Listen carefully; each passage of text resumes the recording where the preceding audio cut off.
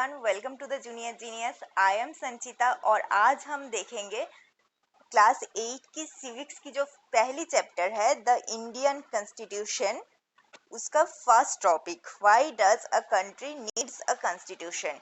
ये एक broad question है तो इसको हम आज डिटेल में डिस्कस करेंगे। तो चलिए स्टार्ट करते हैं। पहले देखते हैं व्हाट इज कॉन्स्टिट्यूशन। कॉन्स्टिट्यूशन क्या है? Constitution serves as the set of rules and principle. Constitution basically एक बुक है, एक सेट है रूल्स एंड प्रिंसिपल की। किस बात की rules and principle? That all the person in a country can agree upon as the basis of the way they aspire to live in. देश की सारे नागरिक, सारे आम जनताएं जैसे जीना चाहता है अपने देश में, जैसे देखना चाहता है अपने देश को, उसके लिए वो जो रूल्स एंड प्रिंसिपल्स बनाते हैं, उसी रूल्स एंड प्रिंसिपल की सेट को हम बोलते हैं constitution. Today most countries in the world have a constitution. Almost सारे कंट्रीज में कॉन्स्टिट्यूशन है। While all democratic countries are likely to have a constitution, it is not necessary that all countries that have a constitution are democratic. इस line को समझने से पहले यहाँ पे एक वर्ड हाईलाइट हो रहा है, वो है डेमोक्रेटिक। ये डेमोक्रेटिक कंट्री क्या होता है? डेमोक्रेटिक कंट्री वो होता है जहाँ पे देश की नागरिक, देश की आम नागरिक अपने लीडर को चुनते हैं। वो डिसाइड करते हैं कि उनके लीडर कौन बनेगा, उनके देश को गवर्न कौन करेगा। जैसे कि इंडिया एक डेमोक्रेटिक कंट्री है। इलेक्शन के बारे में आप तो जानते ही होंगे। इलेक्शन क्यों होता है? इलेक्शन इसीलिए होता है क्योंकि ताकि हमारी देश की जो आम नागरिक है वो डिसाइड कर सके, वो वोट दे सके और वो डिसाइड कर सके कि देश की अपनी सोसाइटी को कौन मैनेज करेगा, कौन गवर्न करेगा और साथ ही साथ अपने देश को कौन गवर्न करेगा। तो ये होता है डेमोक्रेटिक कंट्री। तो लाइन क्या कह रहा है? लाइन क्या बोल रहा है कि while all democratic countries are likely to have a constitution, सारे डेमोक्रेटिक कंट्रीज में कॉन्स्टिट्यूशन तो होने चाहिए। It is not necessary that all countries that have a constitution are democratic. पर ये नेसेसरी नहीं है कि जिस भी कंट्री में एक कॉन्स्टिट्यूशन हो वो डेमोक्रेटिक हो।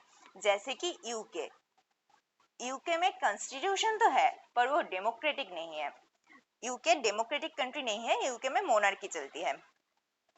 वैसे ही कॉन्स्टिट्यूशन कैन बी इधर रिटन और अनरिटन। अब ये रिटन और अनरिटन का मतलब जो लिखित और लिखित नहीं है ऐसा नहीं है।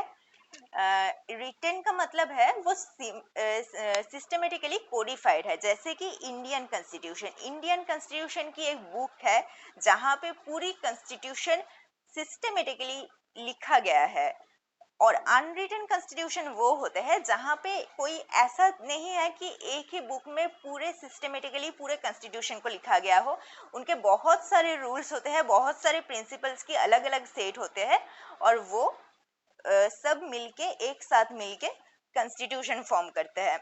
For example USA, India has their own written constitution. As I said, USA and India में अपना रिटन कॉन्स्टिट्यूशन है, whereas UK, New Zealand, Israel have unwritten constitution. इन देशों की constitution unwritten है। अब चाइना में written और unwritten दोनों constitution है। China has both written and unwritten constitution. Next हमारा जो क्वेश्चन है, मेन क्वेश्चन कि why does a country needs a constitution, उसका पहला पॉइंट हम डिस्कस करेंगे।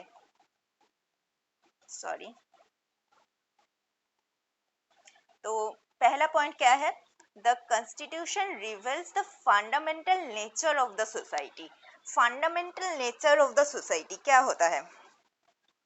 A country often consists of different communities, people who share different social, religious and cultural beliefs. अब तो इंडिया में रहते हो अगर, तो आपको तो ये बात का ज़रूर पता होगा कि इंडिया कितने कम्युनिटीज के लोग होते हैं इंडिया में, अलग अलग, जो अलग अलग रिलीजियन से बिलोंग करते हैं, अलग अलग कल्चरल बिलीफ से बिलोंग करते हैं।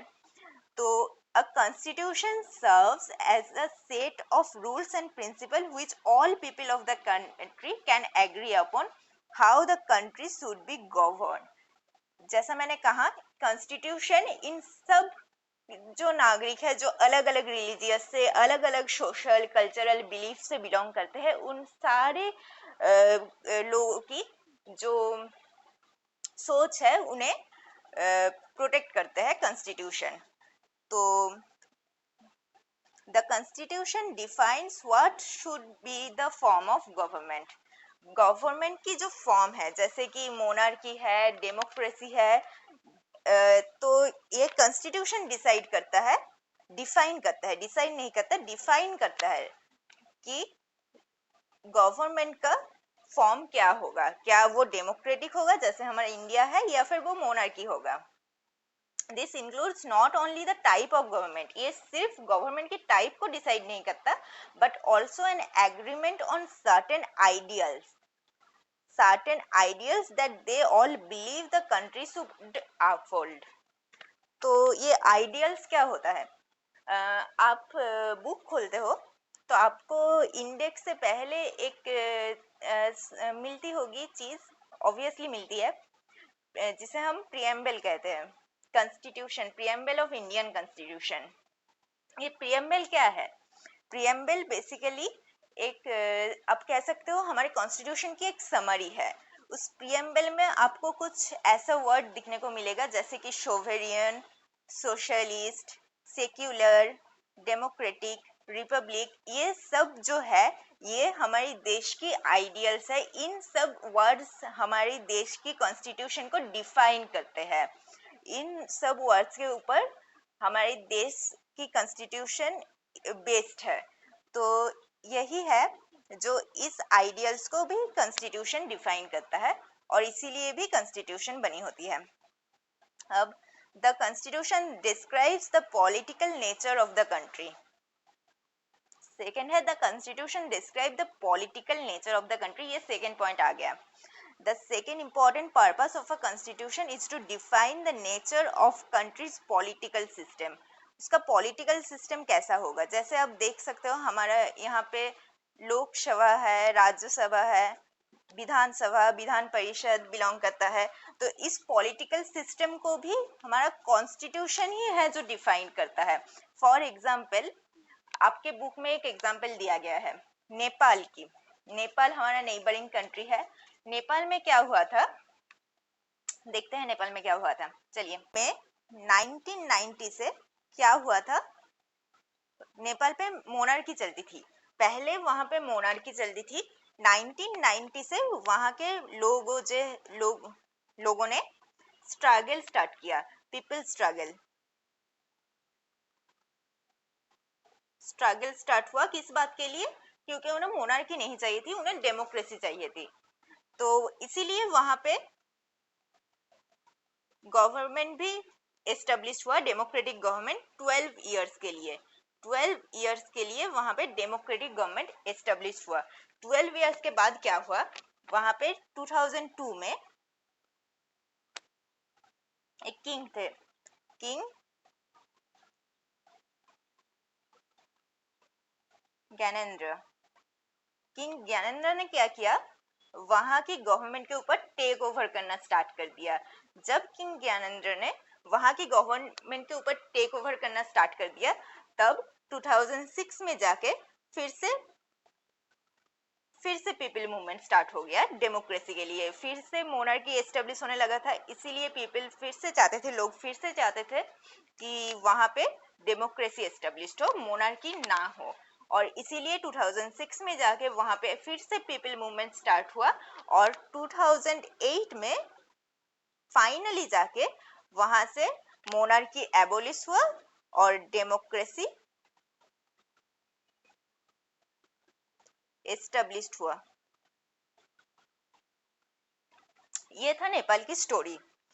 तो चलिए देखते हैं क्या लिखा है.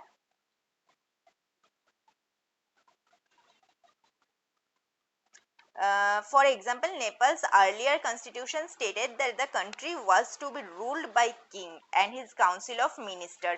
Earlier constitution में क्या था नेपाल की कि वहाँ पे king rule करेगा by his council of minister और his council of minister के तहत king rule करेगा पर पीपल ने स्ट्रगल किया मूवमेंट किया और फिर वहाँ पे डेमोक्रेसी एस्टेब्लिश हुई 2006 में.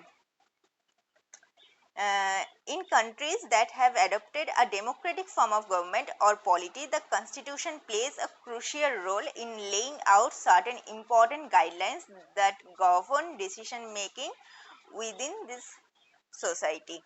अब गवर्नमेंट को जिस भी कंट्री डेमोक्रेसी को अडॉप्ट कर लेता है एक बार, उस डेमोक्रेसी में कॉन्स्टिट्यूशन की बहुत जरूरत इसीलिए पड़ती है ताकि कॉन्स्टिट्यूशन एक क्रूशियल रोल प्ले कर सके कि गवर्नमेंट को कैसे गवर्न करना है, गवर्नमेंट की लिमिट क्या है, पीपल की क्या राइट्स है वहाँ की देश की. ये जो डेमोक्रेसी चल रहा है, डेमोक्रेसी में पीपल की राइट्स तो ऑब्वियसली होने चाहिए क्योंकि पीपल है सब कुछ है, पीपल ही डिसाइड कर रहा है उनका लीडर कौन बनेगा.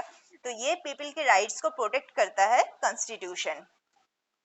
चलिए नेक्स्ट देखते हैं. The constitution give special facility to the minority. Special facility to the minority, जो हमारे देश की माइनॉरिटी है उनको improve their condition socially, economically and politically. उनकी कंडीशन को, उनकी जो सोशल, इकोनॉमिक एंड पॉलिटिकल जो लाइफ है उनको प्रोटेक्ट करने के लिए कॉन्स्टिट्यूशन स्पेशल प्रोविजन देता है. जैसे कि Indian constitution guarantees the right to equality to all person and says that no citizen can be discriminated against on ground of religion, race, caste, sex and place of birth. The right to equality is one of the fundamental rights guaranteed by the Indian Constitution. Article 14 of Indian Constitution. ये है the right to equality. ये क्या कहता है कि ये guarantee देता है हमें, फंडामेंटल राइट है, ये हमारा फंडामेंटल राइट है, ये गारंटी देता है नागरिकों को कि हम सारे नागरिक को, चाहे वो किसी भी रिलीजियन से हो, किसी भी रेस से हो, किसी भी कास्ट के हो, किसी भी जेंडर के हो और कहीं भी उनका प्लेस ऑफ बर्थ कहीं भी हो, उनको हम डिस्क्रिमिनेट नहीं करेंगे किसी भी ग्राउंड में. No citizen can be discriminated against grounds of religion, race, caste, gender and place of birth. Right to equality is one of the fundamental right. ये हमारा जो fundamental rights है, fundamental rights हम बाद में पढ़ेंगे. ये जो fundamental rights है उनमें से एक है right to equality, Article 14 as I said. चलिए next देखते हैं. Constitution ensures that a dominant group doesn't use its power against other less powerful people or groups. क्या है कि constitution usually contains rule that ensures that minorities are not excluded from anything that is routinely available to the majority. जो भी majority groups है, जो उनके पास जो भी available है वो किसी से भी minorities excluded ना हो, ये constitution ensure करता है. माइनॉरिटीज ग्रुप एक्सक्लूडेड ना हो. जैसा मैंने पहले कहा कि आर्टिकल 14 जो इक्वलिटी इंश्योर करता है सारे ग्रुप्स के लिए, सारे race, caste, sex, place of birth में डिस्क्रिमिनेशन के विरोध करता है आर्टिकल 14. तो another reason why we have a constitution is precisely to prevent this tyranny to or domination by the majority of a minority. This can refer to one community dominating another. एक community दूसरे community को dominate कर रहा है, that is inter community domination, और members of one community dominating others within the same community. एक ही community के member को उनके सेम कम्युनिटी से ही कोई डोमिनेट कर रहा है. जैसे आप देख सकते हो कि जो हमारा जो इंटर रिलीजियस थिंग है कि दूसरे रिलीजियन से जो डोमिनेट करना, एक रिलीजियन दूसरे रिलीजियन को डोमिनेट कर रहा है, ऐसा कुछ ना हो. या फिर एक ही रिलीजियन के अंदर दोनों कास्ट, इंटर कास्ट जो डोमिनेंस है वो ना हो. ये सब को प्रोटेक्ट करता है कॉन्स्टिट्यूशन हमारा. तो ये सब कॉन्स्टिट्यूशन की फीचर्स है, इस सब के लिए कॉन्स्टिट्यूशन जरूरी होती है। We need a constitution, finally we need a constitution to save us from ourselves. क्यों? Now we need a constitution to save us from ourself. ये क्यों? खुद से प्रोटेक्शन की क्या जरूरत है? अब लीजिए कोई एक इंसान है आपके देश के ही जो रूड है, और वो चाहता है कि उसके पर्सनल इंटरेस्ट को प्रोटेक्ट करने के लिए देश में रूल्स बने, रेगुलेशन बने, प्रिंसिपल बने, उसके पर्टिकुलर इंटरेस्ट को प्रोटेक्ट करने के लिए, जिसके वजह से उनके सिवाय बहुत सारे ऐसे लोग हैं हमारे देश की जिन्हें तकलीफ पहुंचेगी, जिनके लिए वो प्रिंसिपल, वो रूल्स, वो रेगुलेशन अच्छी नहीं है। तो ये सब इन्हीं से ये रूल्स, ये रेगुलेशन देश में लागू ना हो पाए, वहीं से हमें कॉन्स्टिट्यूशन प्रोटेक्ट करता है। The Constitution help us to protest against certain decisions that we might take that could have an adverse effect on larger principles that the country believes in.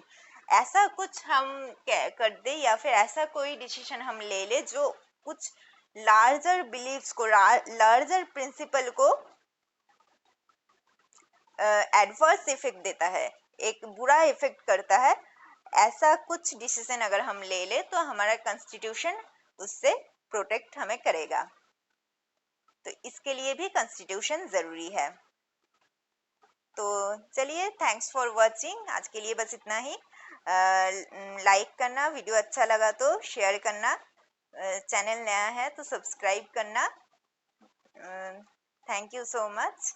और कोई भी डाउट हो या फिर वीडियो कैसा लगा हो वो कमेंट सेक्शन में ज़रूर बताना।